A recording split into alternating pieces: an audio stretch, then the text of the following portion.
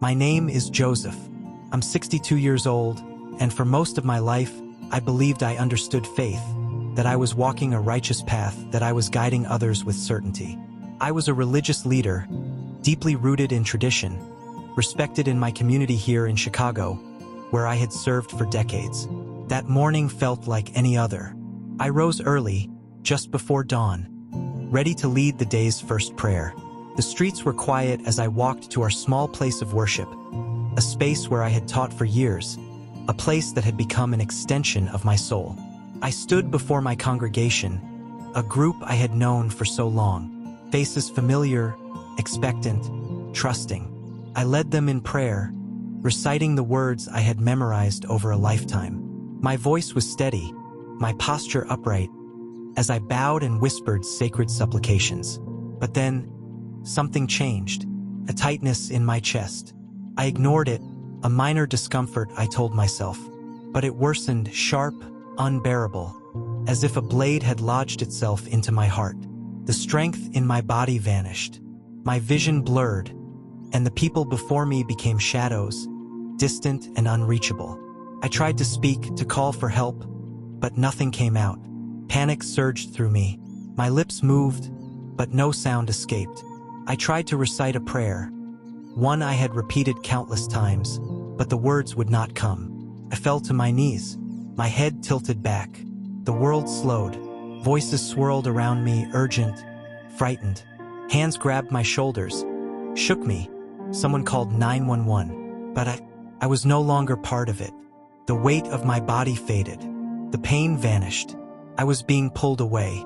Silence enveloped me, strange and thick, and I felt myself rising slowly, effortlessly, as if my body had become light as air. Then I looked down. There I was, motionless on the floor, surrounded by terrified faces. Some poured water over my face. Others pleaded with me to wake up. But I was not in that body anymore.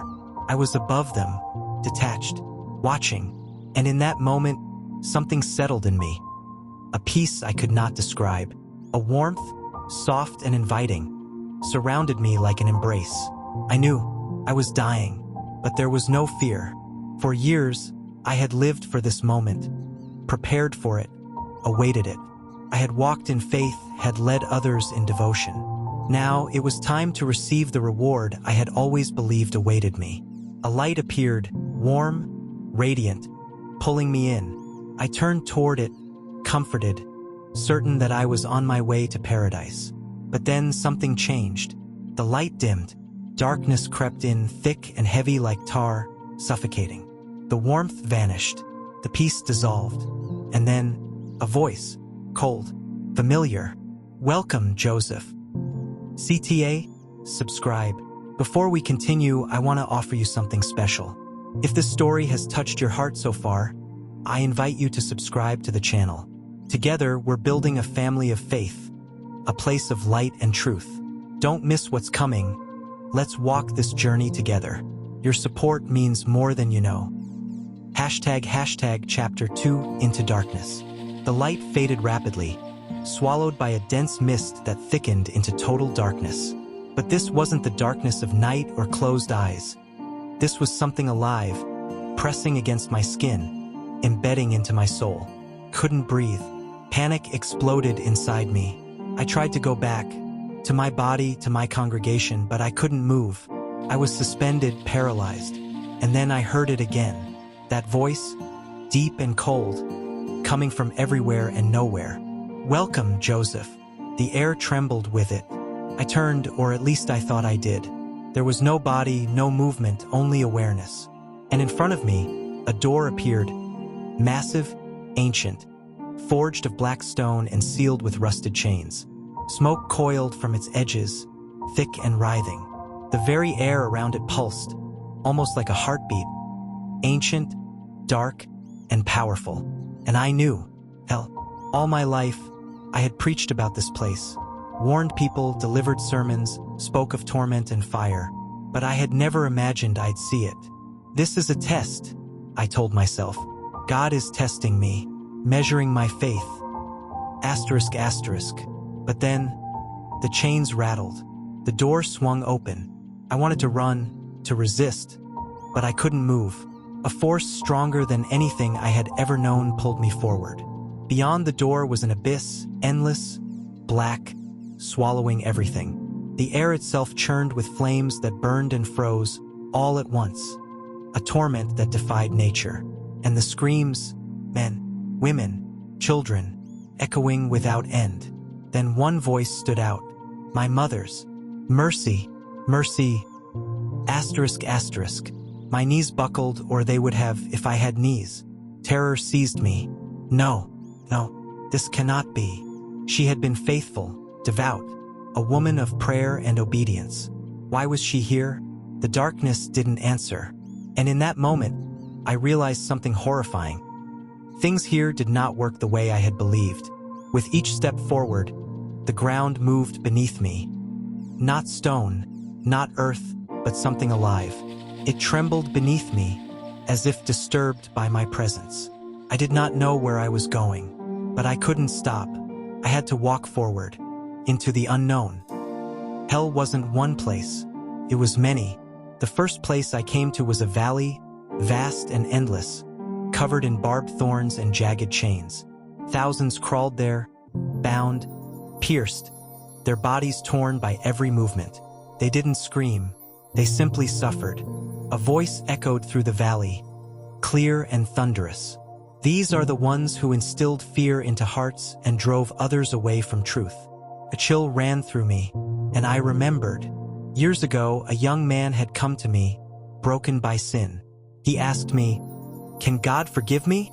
I had looked at him with cold eyes, answered harshly, "God is merciful, but his punishment is severe. If he does not forgive you, you will suffer eternally." I had seen the fear in his eyes. I had watched him crumble. And now I wondered, had he turned away because of me? Was he here? I walked on, trembling. Then I reached a place of silence. People were chained, but they didn't cry out. Their eyes hollow, their mouths sealed. The voice spoke again. These are the ones who knew the truth and remained silent. My chest tightened. Memories came rushing back. Times I knew what was right, but said nothing. I stayed silent to protect my reputation, to avoid conflict, to keep my position. And now I stood among those who had chosen silence. And I saw myself.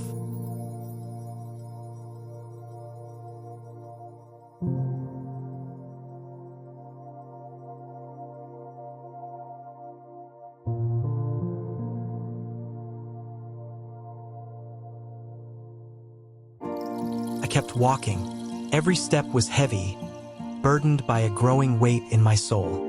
Then I saw it. A throne, massive and looming, carved from black stone.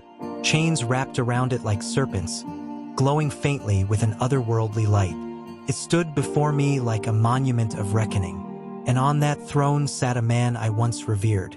He had been my guide, a leader whose teachings I followed without question. His words had shaped my beliefs. His approval had validated my path. Now he was bound in iron shackles, wrists and ankles chained to the stone. He was no longer powerful, no longer untouchable. His eyes met mine. There was sorrow in them. A voice rose around me. Not his, but something greater, deeper. "What were you taught, Joseph? And what did you teach?" The question struck me like a blow. I couldn't answer, because I knew. I had accepted everything I was told without searching for truth. I had repeated it to others without question. I had become a vessel not of truth but of tradition. The ground beneath me trembled. I staggered. Then, from the darkness, a book fell before me. Ancient, massive. Dust erupted as it hit the ground, as if it had waited centuries to be opened. I knew this book. It was mine. Its pages were black, the letters etched in glowing iron. My hands trembled as the book opened on its own, and my voice echoed from within. "If your repentance is not accepted, you will suffer eternal torment." I remembered saying those words to a frightened man, desperate for hope. I had chosen fear over mercy. I had chosen control over compassion. Another page turned. Women must be mindful of their coverings. If they are careless, they will bring wrath upon themselves. Shame surged through me. I remembered her, a young woman asking a simple question. I had answered her harshly, coldly. I had burdened her with guilt instead of guiding her with love. I shook, tears burning in my eyes. Then the voice of the man on the throne rose from the pages. "Joseph, remember the times you spoke for your own benefit." I gasped. A memory appeared. A man in my congregation had come to me seeking guidance. I gave him the answer he wanted to hear, not the truth, because I was afraid of losing my position. I had chosen comfort over honesty, acceptance over truth. Now, every word I had spoken came back, not as guidance, but as judgment. The final page turned. A question waited.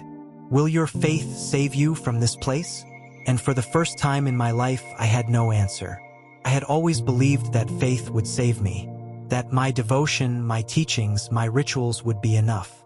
But now, standing in this place of reckoning, hearing my own words used against me, I faced a truth I had never considered. Did I truly believe, or had I simply repeated what I was taught? The question cut through me like a blade. I had lived by tradition, by memorization, by rules, but had I ever sought the truth for myself? Or had I hidden behind the safety of certainty? I didn't know, and that terrified me more than anything. Suddenly, the atmosphere shifted. A wind, cold and sharp, swept through the darkness. The burning heat vanished, replaced by a chill so deep it seemed to freeze my very soul. I was being pulled upward. The visions of chains, fire, and judgment began to fade. The screams dimmed. Smoke dissolved into mist. Then, darkness. Silence. A gasp escaped me. Cold air filled my lungs. I coughed violently, my chest heaving, my body shaking. My eyes opened to blinding white light. A ceiling sterile and unfamiliar. Hospital lights. I was alive. A figure appeared beside me. A nurse, smiling gently, leaned over and whispered, "You're very lucky. You came back from death." I had returned, but I was not the same. Memories flooded in. The screams, my mother's voice, the book, the throne, that final, haunting question, "Will your faith save you?" My hands trembled as I tried to sit up, but my body felt heavy, and my heart heavier still. Had I truly been given another chance? I stared at the ceiling. The light was harsh. It no longer brought me peace. Only one thought remained. I must find the truth, because if I ever returned to that place, I might not escape again. I tried to tell myself it was just a dream. Over and over, I whispered it, clung to it, but deep inside, I knew. I had been there. I had seen, and I had come back for a reason. I returned to my congregation, but the words I had once spoken so easily no longer rose from my lips. The teachings I had given so confidently now felt hollow. I couldn't speak the same way. I couldn't pretend. Then one day, a book found its way into my hands. Not one I expected. I opened it, unsure why, and my eyes fell on a single verse. "When the truth is shown to you, will you close your eyes?" My hands shook. I could not close my eyes. I had been given a chance, one I didn't deserve. And now I had to search, to question, to seek what was real. I set out on a journey, not just for myself, but for those I had once led. I needed to know truly what was right. I needed to find the light I had missed for so long. And I promised myself this. I would never lead anyone blindly again. I would not return to silence or fear. I would find the truth and I would speak it, even if it cost me everything. If this story has touched your heart, I want to invite you to walk this journey with us. We don't make anything from sharing these stories. We do it because we care, because we believe in something greater. Your like and your subscription help more than you know. Join our community of light and truth. Together, we can make a difference.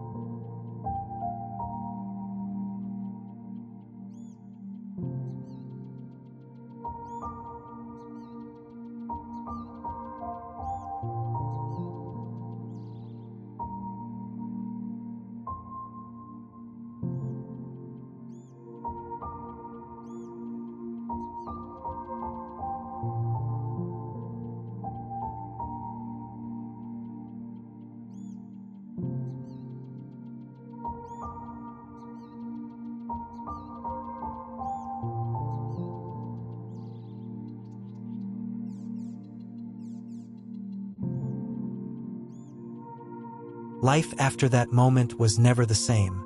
I tried to return to what I had known, to the rhythm of routine, the comfort of familiarity. But everything had changed.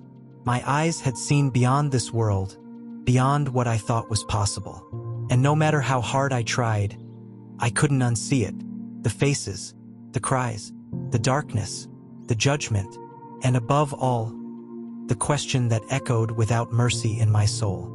Will your faith save you from that place? I couldn't escape it. I had built my life on faith, at least that's what I believed. But now I wasn't sure what that faith really was. Was it truth? Or was it tradition? Had I known God? Or only followed rules? I had to know. So I began to search, not for affirmation, but for truth. I no longer feared where that truth would lead me. I only feared missing it. I read, I questioned, I wrestled with everything I had once accepted without thought. For the first time in my life, I was willing to let go of everything. Titles, recognition, certainty. If only I could find what was real. And then, something happened. One night, while searching through texts I had once dismissed, I opened a book I had avoided for years, the Bible. I had been told it was corrupted, irrelevant, a relic of another religion. But now I approached it with a different heart. What I read stunned me. It wasn't a list of rules. It wasn't pages of condemnation.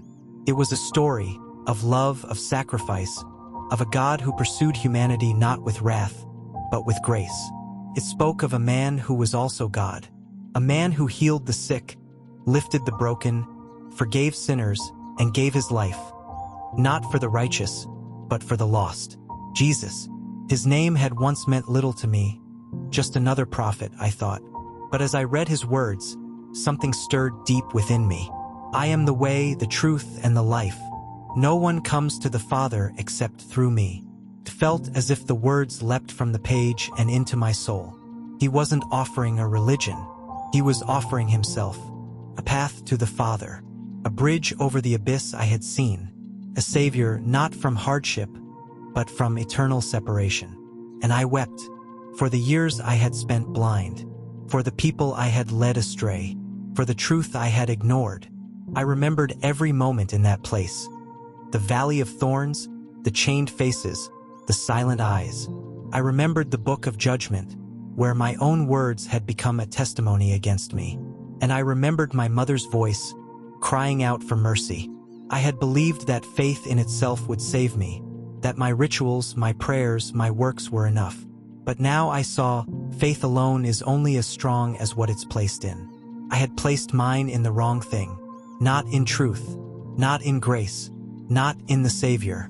In that room, alone with a book I had once feared, I broke. I fell to my knees, no longer a leader, no longer a man of position, just a soul crying out for help. Jesus, I don't know everything, but I know I need you.